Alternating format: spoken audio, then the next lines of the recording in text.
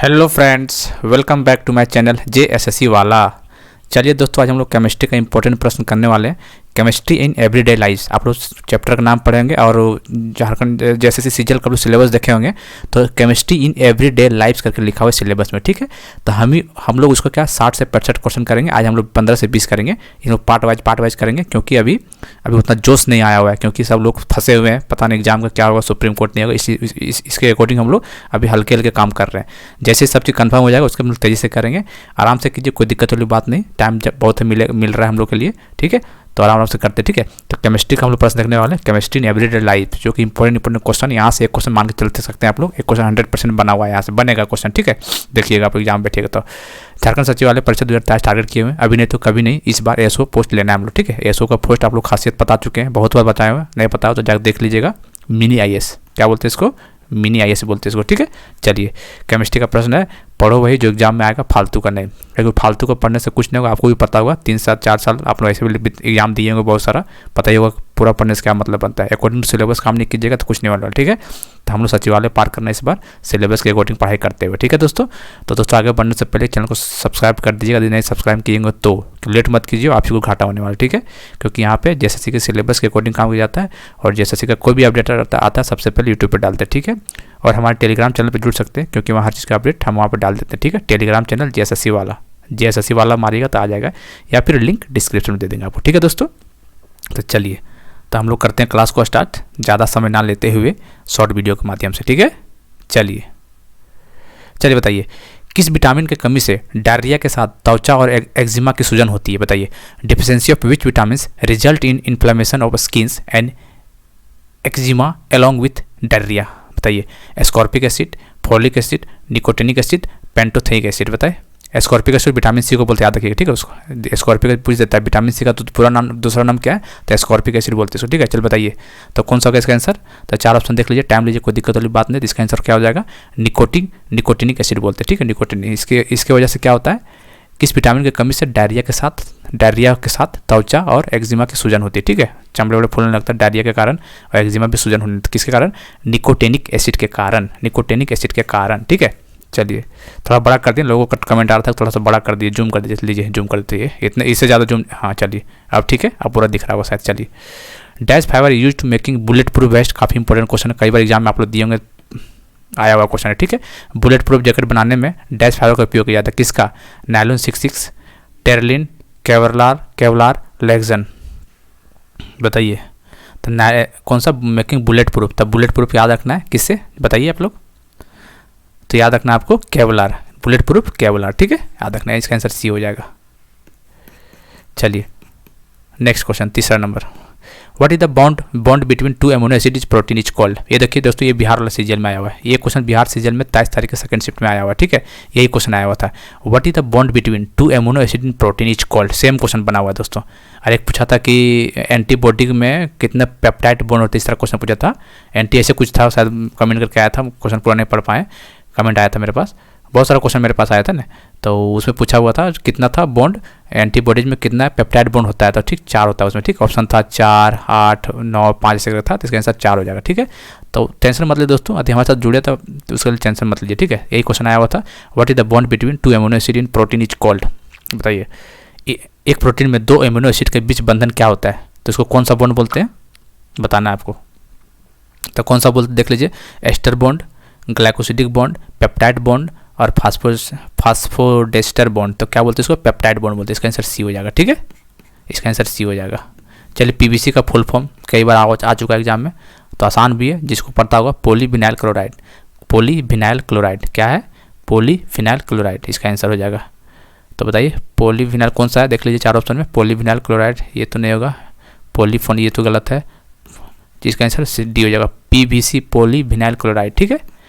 चलिए, consider the following, निम्नलिखित को ध्यान से रखते हुए, न्यूक्लिक एसिड, कार्बोहाइड्रेट्स, प्रोटीन्स, ठीक है, तीनों दिया थे। A virus is made of which of the paper? एक वायरस उपरोक्त में किससे बनता है? बताइए। एक वायरस किससे बनता है? न्यूक्लिक एसिड दिया हुआ है, कार्बोहाइड्रेट दिया हुआ है और प्रोटीन दिया हुआ है, तो किससे बनता है आपको बताना है, ठीक है। चलिए, तो किससे बनता है? तो न्यूक्लिक एसिड तो होता ही होता है और प्रोटीन होता है, उसमें कार्बोहाइड्रेट नहीं होता। वायरस जो बनता है उसको कार्बोहाइड्रेट नहीं होता है, कार्बोहाइड्रेट नहीं होता है, ओनली न्यूक्लिक एसिड और प्रोटीन्स। न्यूक्लिक एसिड और प्रोटीन्स क्या होता है, वायरस बनता है। इसका आंसर 1 और 3 द राइट आंसर, इसका आंसर सी हो जाएगा। चलिए, which fibre is used for making bristle for brushes. Brush के ब्रिस्टल्स बनाने के लिए किस फाइबर का उपयोग किया जाता है, केवलर, नायलॉन 66, टेरेलिन, लेक्सन। बताइए, which fibre use for making bristles. Brush के ब्रिस्टल्स बनाने के लिए नायलॉन 66 का यूज किया जाता है। किसका, नायलॉन 66 का यूज किया जाता है। ठीक है, ये देखिए तो जितना भी क्वेश्चन है सब एनसीईआरटी का है। ठीक है, टेंशन मत लीजिए आप लोग,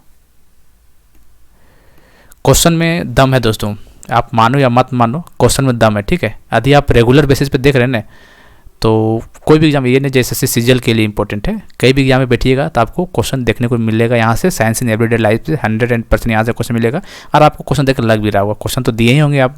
ठीक है, इस क्वेश्चन पूछता नहीं पता चल ही जाता है। चलिए बताइए, निम्न से किसके कारण जीरोथैलेमिया होता है। जीरोथैलेमिया किसके कारण होता है, कितना बार करा चुके हैं बताइए।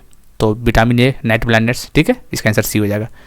Vitamin A, night blindness, vitamin B, beri, vitamin C, scurvy, vitamin D, rickets. ये होता है vitamin A, night blindness, vitamin B, beri, vitamin C, scurvy, vitamin D, rickets.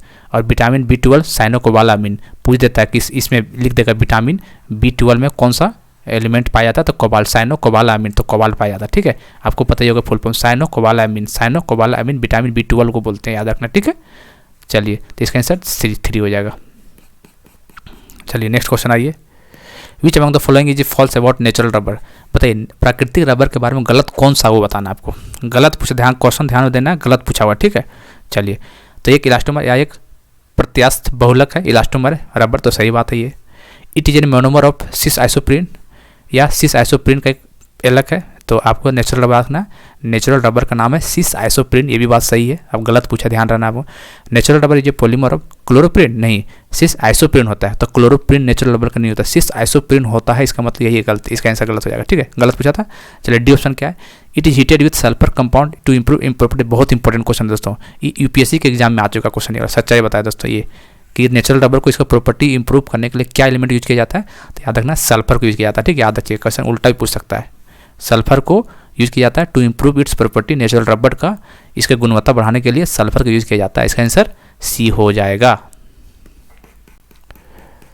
चलिए, विच of the following vitamin is essential for coagulation of blood. निम्न से कौन सा vitamin रक्त के जमावट के लिए आवश्यक है, कोएगुलेशन बताइए।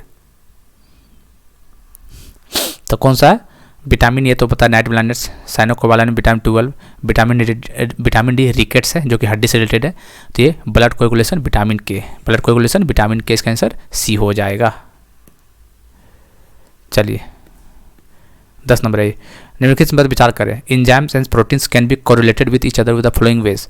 निम्न तरीकों से एंजाइम्स और प्रोटीन एक दूसरे के साथ सहसंबंध हो सकते हैं, बताइए कैसे हो सकते हैं। ऑल प्रोटीन्स आर एंजाइम, कल करवा चुके हैं तो क्वेश्चन। ठीक है, ऑल प्रोटीन्स आर एंजाइम, ये तो गलत है भैया, कल करवाए हैं। ऑल एंजाइम आर प्रोटीन होगा, इसका मतलब ये सही है। ठीक है, तो all enzyme are not protein, ये गलत हो जाएगा। फिर इसका मतलब ये गलत, इसका मतलब ये all protein are not enzyme, इसका मतलब याद रखना है। एक रट्टा लाइन मान लीजिए, जितने भी एंजाइम है, ठीक है, जितने भी एंजाइम है वो प्रोटीन हो सकता है। ठीक है, और जितना भी प्रोटीन है, उल्टा देखा जाए जितना भी एंजाइम नहीं हो सकता, बस ये चाहिए, ऑल एंजाइम प्रोटीन हो सकता है। क्वेश्चन काफ़ी इंपॉर्टेंट है, आ सकता है, तो इसका आंसर बी हो जाएगा। ठीक है, चलिए, plastic bottles are made of polymer of call, plastic bottles are made of polymers call PET. ठीक है, PET, the extended form of PET बताना है आपको। ठीक है, पीईटी का फुल फॉर्म बताइए क्या होगा, बताइए। PET, polyethylene terephthalate, polythene terephthalate. ठीक है, PET, expanded form of PET, बताइए। तो इसका आंसर क्या हो जाएगा, देख लीजिए, तो इसका आंसर फर्स्ट हो जाएगा। ठीक है, पॉलीथिलीन टेरेपेथलेट। ठीक है, देख लीजिएगा यहाँ पर ऑप्शन चाहिए, पॉलीथिलीन ट्राइफॉस्फेट, पॉलीथिलीन टेट्राक्लोराइड, इसका आंसर फर्स्ट हो जाएगा। The gas essential for protein synthesize, protein synthesize के लिए कौन सा गैस चाहिए, प्रोटीन संश्लेषण के लिए आवश्यक गैस कौन सा है, बताइए। प्रोटीन गैस है, प्रोटीन से कौन सा है N2O2 CO2 Cl2, nitrogen dioxide, carbon dioxide, oxygen और क्लोरीन, तो कौन सा है N2, इसका आंसर यही हो जाएगा। ठीक है। In chemistry soap is a salt of, chemistry में रसायन विज्ञान में साबुन एक का लवण है, किसका लवण वो बताना है, तो किस है, in chemistry soap is a salt of fatty acid, वसी एसिड। ठीक है, फैटी एसिड। चलिए, the brand name Teflon represent which polymer,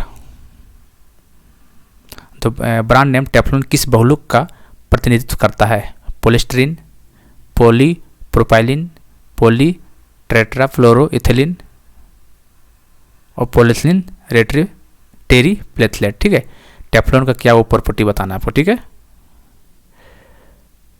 चलिए, तो क्या होगा, पॉली टेट्राफ्लोरोइथिलीन, पॉली टेट्राफ्लोरोइथिलीन। ठीक है, ये हो जाएगा पॉली टेट्राफ्लोरोइथिलीन टेफ्लॉन। ईस्ट, खमीर एक महत्वपूर्ण स्रोत है, yeast is an example important source of what, vitamin C, protein, vitamin invertase. ठीक है, तो yeast is an important source of vitamin C या विटामिन बी या प्रोटीन या इनवर्टेस, बताइए कौन सा होगा, तो इसका आंसर हो जाएगा क्या, विटामिन बी। ईस्ट, खमीर एक महत्वपूर्ण स्रोत है किसका, विटामिन बी का। विटामिन बी मतलब बेरी बेरी, बेरी बेरी में दो आता है, B1 और B2 बहुत इंपॉर्टेंट है। चल, B1 थायमिन आता है और B2 राइबोफ्लेविन, कन्फ्यूज मत होइएगा। ठीक है, तो इसका B, yeast is an important source of vitamin B.